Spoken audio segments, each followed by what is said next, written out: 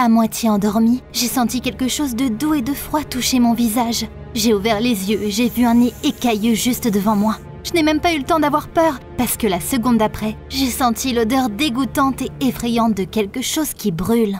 Salut, je m'appelle Martha, j'ai 14 ans et j'ai passé toute ma vie loin des villes. Mes parents étaient agriculteurs, donc on a toujours compté sur la richesse de notre prochaine récolte. Depuis toujours, j'ai aidé à la maison avec plein de choses. Mais plus je grandissais, plus c'était difficile de faire face à toutes mes responsabilités. Et c'est pas juste parce que la charge de travail augmentait.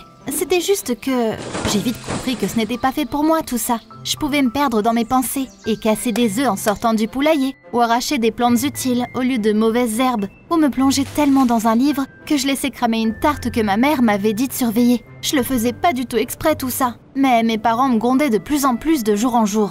En vrai, quelque part, je les comprenais. Ça faisait quelques années que je n'allais pas très bien à la ferme. Les prix avaient baissé et un supermarché avait ouvert dans le village le plus proche. Donc on avait perdu pas mal de clients. Un jour, j'ai surpris mes parents dire qu'on était sur le point de faire faillite. Mis à part les problèmes avec les clients, on avait aussi des problèmes avec des parasites. Nos champs étaient attaqués par des rongeurs, des oiseaux et même des scarabées bizarres. Papa avait essayé un tas de choses pour s'en débarrasser, mais rien n'a fonctionné. Donc un soir, quand on s'était tous réunis dans le salon après une journée de travail fatigante, il avait l'air assez sombre. Marre des rongeurs et des insectes, appelez-nous et éliminons les parasites pour vous, pour toujours, a dit une voix dans une pub à la télé. Tu aurais dû voir papa sauter sur sa chaise. Il a tout de suite attrapé son téléphone et a commencé à composer ce numéro. J'ai demandé hésitante. T'es sûr papa ?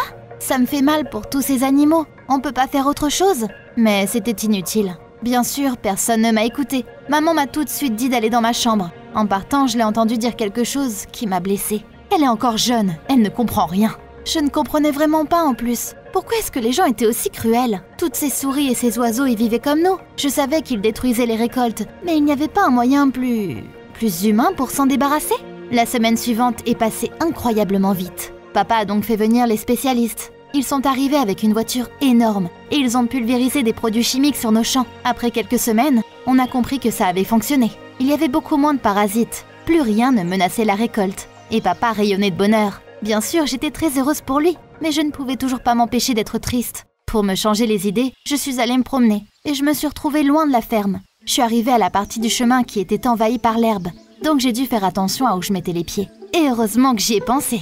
À un moment, j'ai vu des petits œufs juste sous mon pied. Je n'avais jamais vu des nids d'oiseaux sauvages d'aussi près avant. J'étais curieuse, évidemment. Donc je me suis éloignée et j'ai attendu que la maman oiseau arrive. Mais j'ai attendu une demi-heure, puis 1 heure, puis 2, mais personne n'est venu. Je suis rentrée chez moi avec un mauvais pressentiment. Le lendemain, juste après les cours, je me suis précipitée au nid. Encore une fois, j'ai attendu plusieurs heures, sans aucun résultat. Oh, la maman oiseau ne reviendrait donc jamais ? Quelque chose m'a dit qu'elle était victime de la guerre de papa contre les parasites. Les œufs mourraient sûrement à cause de ça. Non, je ne pouvais pas laisser les œufs là. J'ai amené le nid dans ma chambre. Et c'est ainsi que l'opération pour sauver les poussins a commencé. Je devais apporter les œufs à l'incubateur à lampe que mes parents utilisaient pour les poulets, sans qu'ils me voient. Et crois-moi, ce n'était pas chose facile. D'une part, j'avais peur de laisser les œufs dans la couveuse sans surveillance, parce que je n'avais rien dit à mes parents sur mon projet. D'un autre côté, j'avais peur que les bébés n'aient pas assez de chaleur, donc je les apportais là-bas aussi souvent que je pouvais. Pendant les premières semaines, je me suis demandé quel oiseau sortirait de l'œuf. Les semaines qui ont suivi, et j'ai commencé à me demander sérieusement si quelqu'un en sortirait tout court déjà. J'avais peur. J'avais peut-être trouvé les œufs trop tard. Puis, je suis entrée dans ma chambre et j'ai découvert qu'il ne restait plus qu'une coquille d'un des œufs.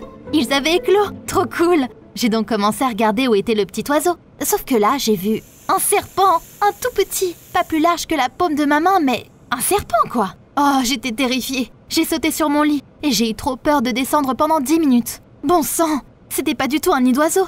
J'avais fait éclore un serpent dans ma propre chambre. Au début, ça me terrifiait, mais plus je regardais le serpent, plus je me disais qu'il était inoffensif. Petit, sans défense, abandonné. Je ne pouvais pas le laisser comme ça quand même. En gros, c'est comme ça que j'ai eu un serpent de compagnie. Je l'ai appelé Goldie. Malheureusement, les autres œufs n'ont pas éclos. En tout cas, j'ai vite compris que s'occuper d'un serpent était très difficile. Je devais attraper des insectes et les amener dans ma chambre. Des fois, je les sortais et j'avais terriblement peur que Goldie s'éloigne en rampant. Mais le plus difficile a été de cacher le serpent à mes parents. D'autant plus qu'il grossissait de plus en plus. Plus je passais du temps avec Goldie, plus je m'y attachais. Je sais qu'ils disent que les serpents n'ont pas d'émotion et ne voient pas les humains comme des amis ou des propriétaires. Mais j'avais vraiment l'impression que Goldie comprenait tout. Je l'adorais et il me rendait cet amour. J'ai compris que ce serpent était devenu mon meilleur ami. Sauf que pendant ce temps-là, il y a des trucs bizarres qui ont commencé à se passer à la ferme. Un matin, j'ai été envoyée chercher des œufs pour le petit déjeuner dans le poulailler, comme d'habitude. J'ai dû rentrer sans rien parce que je n'avais pas trouvé un seul œuf. Mon père, bien sûr, a eu très peur. Il s'est précipité vers le poulailler, en pensant que les oiseaux étaient malades. Mais c'est là que j'ai vu toute une montagne de coquilles derrière la maison. Un animal volait nos œufs. Et il s'était passé la même chose le lendemain. Et le jour d'après. J'avais honte d'y penser, mais je n'ai pas pu m'en empêcher. C'était peut-être Goldie qui faisait ça. Il était déjà assez grand pour ramper dans la cour la nuit, tout seul, et manger les œufs. Je ne pouvais pas rien faire et juste attendre. Donc la nuit suivante, j'ai mis un réveil. Et je suis allée au poulailler pour attendre l'invité de nuit. Il faisait froid dehors. J'avais vraiment envie de dormir, mais je suis restée sur place. Et devine quoi? Moins d'une demi-heure plus tard, le chien d'un de nos voisins est arrivé en courant de derrière la clôture. Puis il s'est mis à ramper, comme s'il savait qu'il faisait quelque chose de mal. Puis hop, en un clin d'œil, il était rentré dans le poulailler. J'étais soulagée, donc je suis partie me coucher avec l'intention de tout dire à mes parents le lendemain matin. Le truc, c'est que j'ai dormi trop longtemps et je suis partie à l'école en retard et je n'ai pas eu le temps de dire ce que j'avais vu à mes parents. Je me suis dit que je leur dirais tout dès que je serais rentrée à la maison. Mais il y avait une mauvaise surprise qui m'attendait là-bas. Mes parents avaient trouvé Goldie dans ma chambre. Oh, t'aurais dû les entendre crier. Ma mère était furieuse. À quel moment tu t'es dit que de garder un serpent dans ta chambre était une bonne idée? C'est à cause de ce serpent que nos œufs n'arrêtaient pas de disparaître, a crié mon père. J'ai commencé à pleurer et j'ai essayé d'expliquer que Goldie n'avait rien à voir avec ça, que c'était le chien du voisin qui volait les œufs. Mais personne ne m'a écouté. Après une heure d'engueulade, j'ai reçu un ultimatum cruel. Soit j'emmenais Goldie loin d'ici moi-même, soit mes parents s'en débarrasseraient. Je m'étais jamais sentie aussi mal. Je me sentais comme un vrai traître quand j'ai transporté Goldie à l'endroit où je l'avais trouvé. Je ne voulais pas le quitter. C'était mon meilleur ami. Mais je n'avais pas d'autre option. On ne serait pas ensemble, mais au moins Goldie serait en vie. Évidemment, les œufs ont continué à disparaître, parce que ce n'était pas Goldie qui était à blâmer. Quelques jours plus tard, mes parents ont surpris le chien du voisin en train de voler les œufs. Ils ont donc essayé de s'excuser auprès de moi, mais c'était trop tard. Les jours suivants ont été incroyablement durs pour moi. Goldie me manquait terriblement et je n'arrêtais pas de pleurer. Puis, il s'est passé un truc vraiment inattendu. À moitié endormie, j'ai senti quelque chose de doux et de froid sur ma peau. J'ai continué à essayer de m'endormir, mais ça ne s'arrêtait pas. À la fin, je n'en pouvais plus. J'ai ouvert mes yeux et je me suis assise sur le lit. C'était quoi ça? Oh, Goldie, mon petit serpent chéri! Il était revenu. J'ai joyeusement serré le serpent contre ma poitrine. Mais juste après, j'ai senti l'odeur dégoûtante de quelque chose de brûlé. Je me souviens avoir sauté de mon lit et d'avoir couru dans la chambre de mes parents. Au début, ils ne voulaient pas se réveiller, mais dès qu'ils ont senti l'odeur, ils ont sauté du lit aussi. On a couru en bas pour voir que la grange était en feu. Le feu était sur le point de se propager à la maison. Maman s'est précipitée pour sortir des affaires et les documents importants. J'ai couru pour appeler les pompiers et ma mère a commencé à remplir des seaux d'eau jusqu'à la grange pour éteindre le feu. C'était la nuit la plus effrayante et la plus longue de ma vie. La maison a pris feu aussi au final, mais comme on s'était réveillé à temps, aucun de nous n'a été blessé. Les pompiers ont découvert que le câblage dans la grange avait été court-circuité et que le foin avait pris feu. Papa avait le cœur brisé. Déjà qu'on n'avait pas beaucoup d'argent de base, mais alors maintenant il fallait en plus réparer la grange et la maison.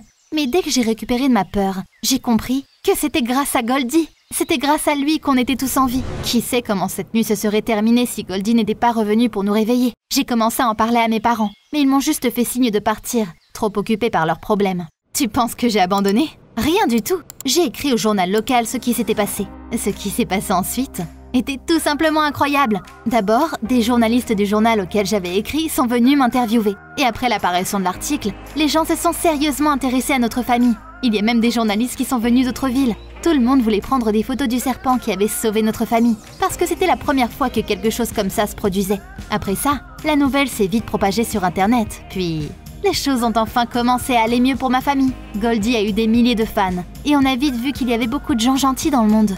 De parfaits inconnus ont commencé à nous envoyer de l'argent quand ils ont découvert qu'on ne pourrait pas se remettre de l'incendie nous-mêmes.